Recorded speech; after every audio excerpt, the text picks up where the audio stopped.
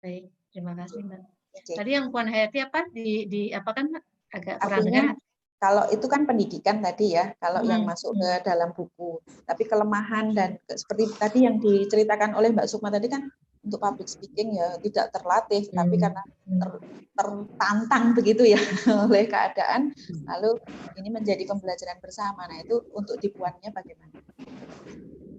Ya baik, terima kasih Mbak. Jadi untuk masalah-masalah penguatan untuk bottom up ini kita memang makanya kita ada MLKI di daerah itu Pak, Mbak, memang tujuannya seperti itu. Kan tidak mungkin MLKI pusat yang langsung terjun ke bawah gitu ya. Kita yang di pusat lebih mungkin kepada untuk kebijakan-kebijakan, pembuat aturan-aturan dan untuk sebagai payung hukum yang di daerah untuk melaksanakannya.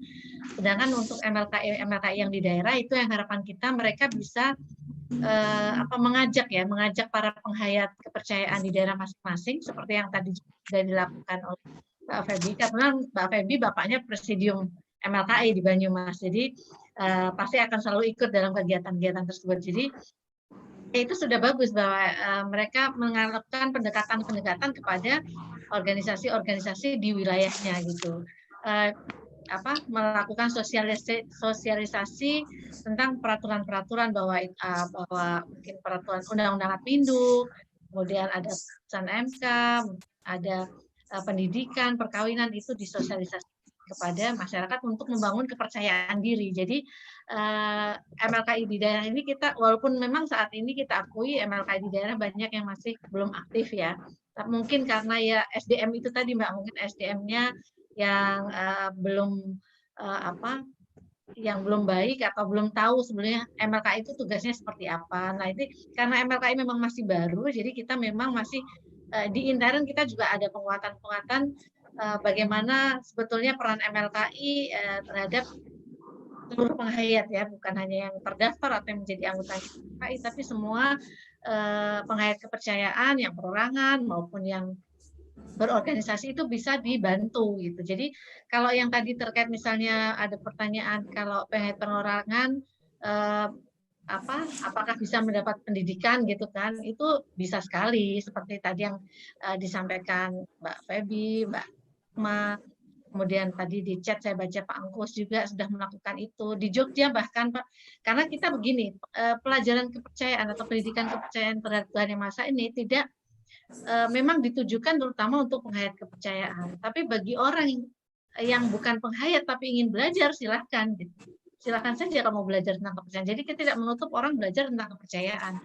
Seperti nanti kalau misalnya kita ada prodi pendidikan kepercayaan, kita tidak akan menutup misalnya orang muslim mau belajar kepercayaan. Kan itu sekalian sosialisasi buat kami, nggak ada masalah juga. Bahwa kemudian nanti di sekolah untuk jadi guru harus sesama agama, itu kan nanti di sekolah masing-masing. Tapi untuk orang tahu tentang kepercayaan tidak boleh ditutup.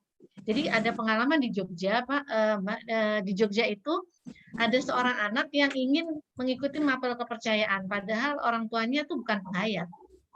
Tapi anaknya ingin ikut, tapi karena orang tuanya itu moderat, dia mempersilahkan. Karena bagi kami, kalau mau ngikutin pelajaran kepercayaan itu, pertama yang sudah SMA, dia bisa menyatakan diri kan bahwa saya mau mengikuti gitu. Jadi harus ada pernyataan, apalagi dia bukan penghayat gitu kan, tapi ingin belajar tentang kepercayaan. Akhirnya karena ada surat izin dari orang tuanya bahwa dia mengikuti mapel kepercayaan di sekolah, sekolahnya menerima gitu. Jadi penyuluh yang di sana ada Mas Buroho itu mengajar siswa kayaknya sudah lulus siswi yang bukan penghayat. Jadi bagi kami sebenarnya itu bisa kita lakukan semua gitu, bukan kita hanya berorganisasi aja yang kita bantu itu sekali enggak. Jadi MLKI harus bisa memberi pelayanan kepada semua penghayat kepercayaan MLKI di daerah itu. Dan ini memang intern kami kita memang masih dalam penguatan organisasi termasuk itu, termasuk tadi ke Puan Hayati. Kalau Puan Hayati ini kan organisasi pendukung MLKI di bidang pemberdayaan perempuan. Jadi tugas dan fungsinya Puan Hayati ya bagaimana memberdayakan atau mengembangkan para perempuan penghayat ini supaya lebih mempunyai apa ya, lebih berani bicara, misalnya lebih berpengetahuan dalam hal misalnya perannya di dalam masyarakat harus seperti apa, bagaimana dia bisa mensosialisasikan keberadaannya juga di masyarakat seperti ini. Jadi Puan Hayati memang mempunyai tugas untuk itu. Dan kita ada Gema Pakti. Gema Pakti juga sebenarnya mempunyai tugas untuk meningkatkan potensi kepemimpinannya supaya nanti ada regenerasi gitu kan. Kalau yang jadi ini sama-sama sih bareng-bareng kita semua di MLKI-nya sendiri kita juga sedang memberdayakan diri supaya MLKI di daerah itu lebih tahu maksudnya tugasnya itu seperti apa, tugasnya itu untuk apa sih MLKI. Terus yang Puan Hayati juga mulai meningkatkan diri juga. Nah kebetulan dengan adanya pandemi ini, dengan ada Zoom ini dari kita kemarin menyampaikan juga kepada Direktorat Kepercayaan dan Direktorat Kepercayaan memberikan fasilitasi kepada kita untuk berlangganan Zoom. Akhirnya kami dari MLKI maupun Puan Hayati dan Gema Pakti bisa melakukan kegiatan-kegiatan virtual sendiri gitu. Jadi yang juga difasilitasi walaupun Zoom-nya difasilitasi, acaranya pun difasilitasi, itu kita sangat terima kasih. Artinya sosialisasi kita akan semakin luas kan. Kalau tatap muka kan paling diundang berapa, tapi kalau dengan fasilitasi ini umum pun bisa ikut mengetahui apa sebenarnya yang sedang kita bicarakan atau ingin kita beritahukan kepada masyarakat.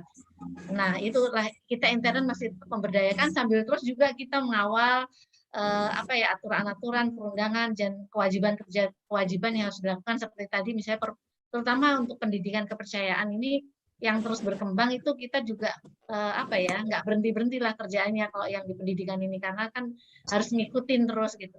Kalau yang untuk perkawinan kami juga sebetulnya sudah mengajukan juga ke direktorat juga bahwa mungkin nanti tahun depan karena tahun ini sudah tidak mungkin ada pertemuan, tahun depan itu ada juga memfasilitasi atau mempertemukan semua pemuka penghayat karena pemuka penghayat pun banyak yang sebetulnya belum tahu harus seperti apa gitu. Kalaupun tahu ada kendala-kendala misalnya gitu. Nah, itu perlu kita kuatkan juga dari pemuka.